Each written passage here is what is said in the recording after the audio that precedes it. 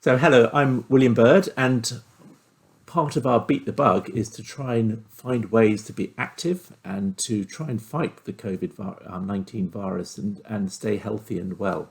So, I'm delighted that we've got Professor Sir Muir Gray here today. So, Muir is a director of Optimal Aging Programme in Oxford. He's been in public health for many, many years as a doctor, and he's actually been very interested in getting people active, particularly as we get older. So, Muir, how lovely to see you, and thank you very much for coming along today. Perhaps you can just explain what you've been doing as the Optimal Aging Programme and why you think this is all so important about being active as you get older. Well, I'm going to tell you what I call the new facts of life, the birds and the bees. Not the one we learned at school many years ago, but the birds and the bees, the facts of life about living longer. And there are four things happen to us as we live longer. Number one, of course, is aging, a normal biological process. And the two effects of aging, one is that our maximum ability decreases, and the second is that our resilience decreases. We don't respond so well to a change in temperature or inactivity, for example. But aging by itself isn't a cause of major problems until the late 90s. Look at the Queen or David Attenborough. Of course, you need a bit of luck, not so much genetics, but being lucky to be born to parents who value education. And if they've got a bit of money, that's helpful too. So you need a bit of luck and avoiding the diseases we can't prevent, like Parkinson's. But aging by itself is not a major problem. The second thing that affects us as we live longer is loss of fitness. Fitness of the body, fitness of the brain, and fitness of the mind. Loss of fitness. Because you see, although the aging process doesn't really kick in until about 40, as Roger Federer is finding out at the moment, most of us start going downhill in our early 20s. Life consists of two phases, a phase of growth and development, and a phase of decline.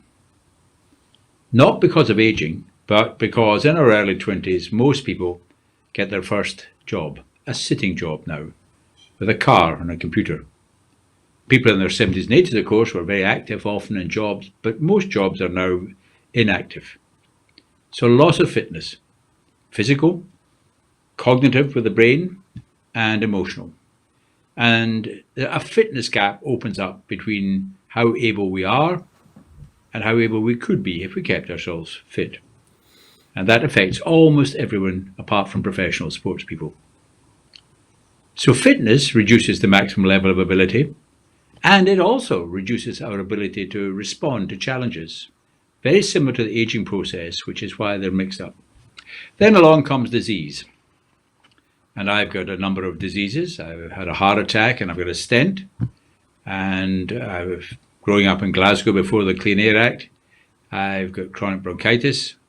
And coughing is normal in my generation from Glasgow. So disease comes along. But disease is often complicated by accelerated loss of fitness.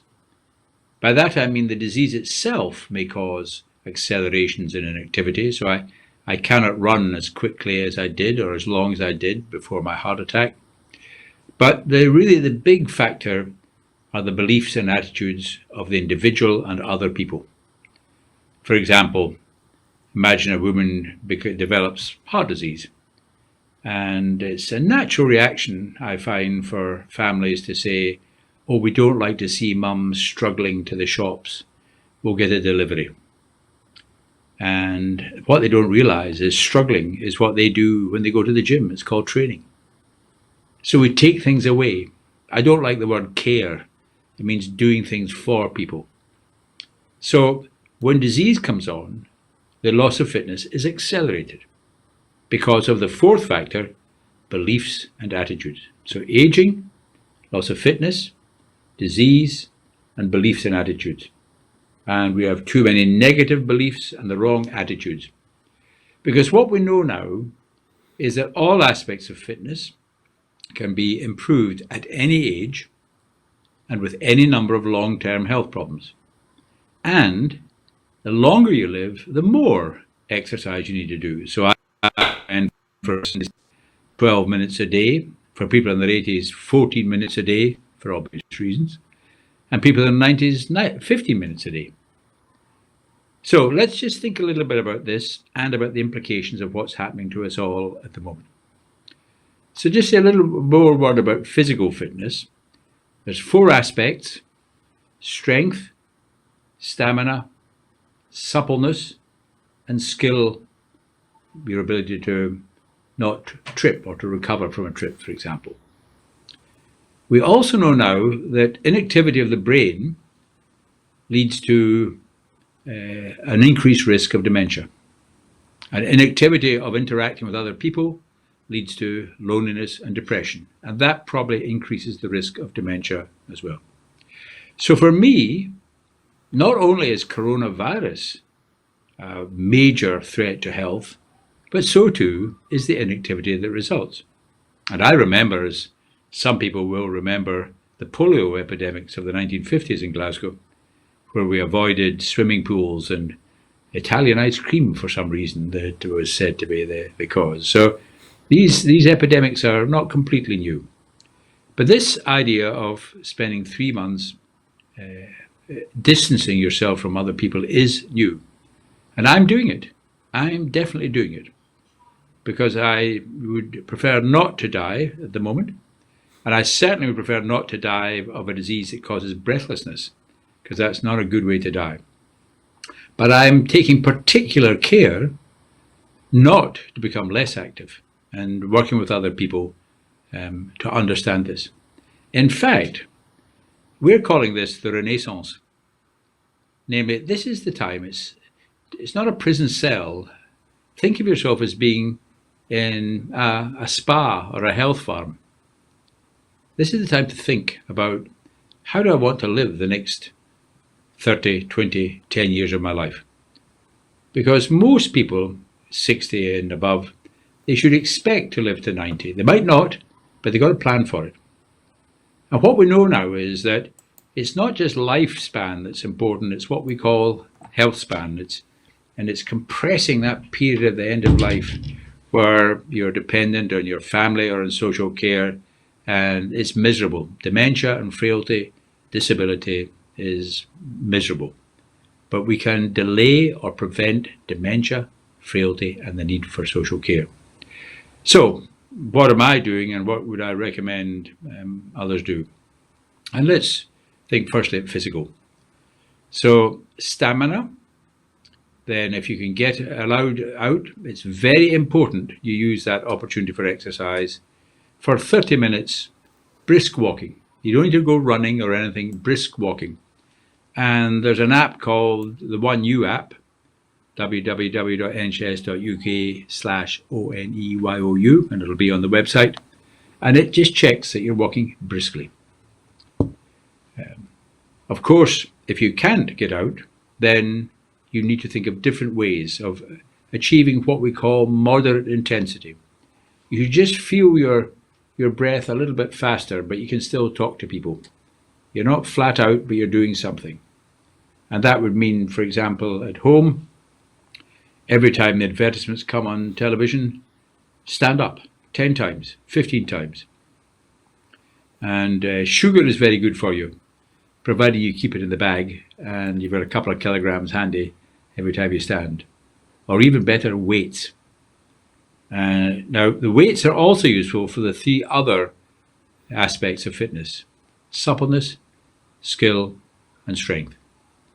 So the daily dozen, the 12 minutes exercise, workout, and there will be links on the website to show you where to look, workout opportunities for increasing your strength, stamina, skill, and suppleness, at least 12 minutes a day, and then much more often if you can't go out walking. And I work with Diana Moran, the Green Goddess, who many people in their 60s and 70s know well, and she's still training people at the age of 80. Now let's just think about brain and mind. And the brain needs to be kept active too. And some of you I know will be worried about parents who are either near you or far away from you, because many of us are dozens, hundreds, thousands of miles from our parents now. And get the brain working. either learning something new, but the most important thing is learning something new with other people. And now is the time to help your parents get online. Not just to sit watching the internet like they watch the television, but to get them involved in something. And I sometimes say to people, if the children have got a mission, it might be World Wildlife Fund, or it might be the local school. There's a mission called Roots and Shoots, set up by a woman called Jane Goodall, who's 85. So get the children to do something and get the grandparents to raise money, to say to their mother or father, who say in their 80s, yeah, but I want to stand up 200 times a day, and I've found a sponsor to give money to your grandchildren's charity. I'm also very interested in getting competitive groups going. Motherwell versus Wishaw, for example, or Partick versus Govan. That would really motivate people, wouldn't it, to get things going? So that will also help with the emotional side of being isolated. It's this connection and purpose, trying to give people purpose. So I believe that everyone, whatever their age, and even if they've got quite disabling conditions, we can find ways for them to contribute. And getting the young people to help them get online, talk them through it, send them messages, make demands on them, set up a project in which the young people interview the older people about Suez or the end of the war or what life was like in Glasgow in the 1950s. A completely different planet. These are things that can motivate and stimulate. So to summarize, 4 things happen as we live longer: aging, loss of fitness, physical, cognitive and mental; disease, aggravated by loss of fitness; and the problems of negative beliefs and pessimistic attitudes. All of these can be changed. And what has been for me a mission is now, I think, become an emergency. I think people should stay in to reduce the risk of dying badly. They should also exercise and get out if they are recommended that they can do so. And if they can't get out, we need to find ways for 30 minutes of just getting the pulse up a little bit. Get the Scottish country dancing on television, hold on to the back of a chair and go for it. So you have to develop new ways of thinking and new ways of behaving, and to see what's coming now for the next, who knows how long it will go on, 9 weeks, 12 weeks, as an opportunity and not a prison cell. So that's what I'm trying to do. That is wonderful, and so you've summarised everything that one needs to do about aging, and also what you've kind of done is you've used this rather kind of desperate times, perhaps to an advantage for people. So instead of that negative thought that we're all finished and we can't do anything about it and it's out beyond our control, there's a lot that still remains in our control, and perhaps it's that mindset that needs to be changed more. Yes, it's very, very interesting for me. The Journal of the American Medical Association, which is one of the big journals of the world, had its first editorial in 2020, which sort of sets the tone for the decade coming. It was called A Prescription for Longevity. And it was written by a very distinguished scientist, and it works in a laboratory. But the subtitle of the editorial was Regaining Purpose, Building and Strengthening Social Engagement, and Having a Positive Lifestyle. Now, we can't deny it's going to be very tough. You're not getting out, just being able to go somewhere for those of us who've been out. And I can recommend this wonderful book written by my interviewer, that nature is very important. But we can. There are cameras in birds' nests everywhere. There's cameras with the ospreys, and we need to think of ways we can mitigate the effects of what we're having. And it is a time of opportunity. Sometimes a crisis is what is needed to make us rethink what is happening. And we're thinking the wrong way. What's perhaps for me, and it may be different for you, William, but when I went to the pathology department at the Western Infirmary in Glasgow, we were taught that you were born with a certain number of brain cells, and from adult life on, it was really downhill all the way.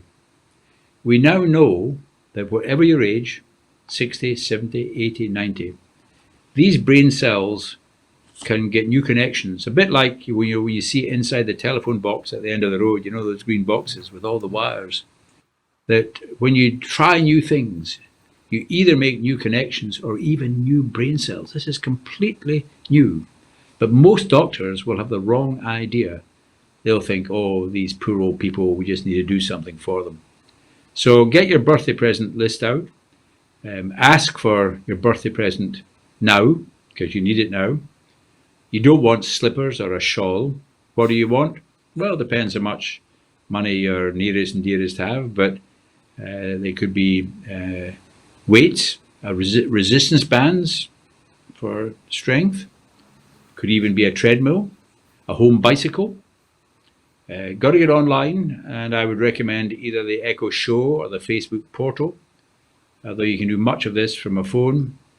So there's things that can be done, and I think now the younger generation who are anxious about their parents, there are really lots of practical things that can be done, and William and I are very keen to work with you and the community you're part of to think of ways in which we can help people live longer better. Thank you very much. That's really inspiring. Very, very inspiring indeed.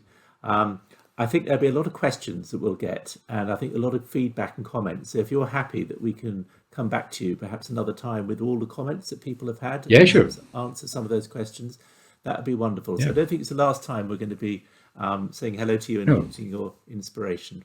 I know where you live now, you people. I know where you live, and we'll be back to see you. We'll be back to see you. We definitely will. So thanks very much, Muir, and thank you for your time today. Thank you. Thank you. So that was Professor Sir Muir Gray, hugely inspiring. And I think if you do have any questions or any comments when you've watched this, then come back to us on Beat the Bug. And we can hopefully be able to put some of those questions back to Muir at some time. That would be on the Facebook page. But that is the interview for today, and I hope you enjoyed it. Hugely inspiring, and of course Muir, I think, is a living legend of the way he's kept so active for so long, and always learning and inspiring me as well. So thank you very much indeed. Bye-bye.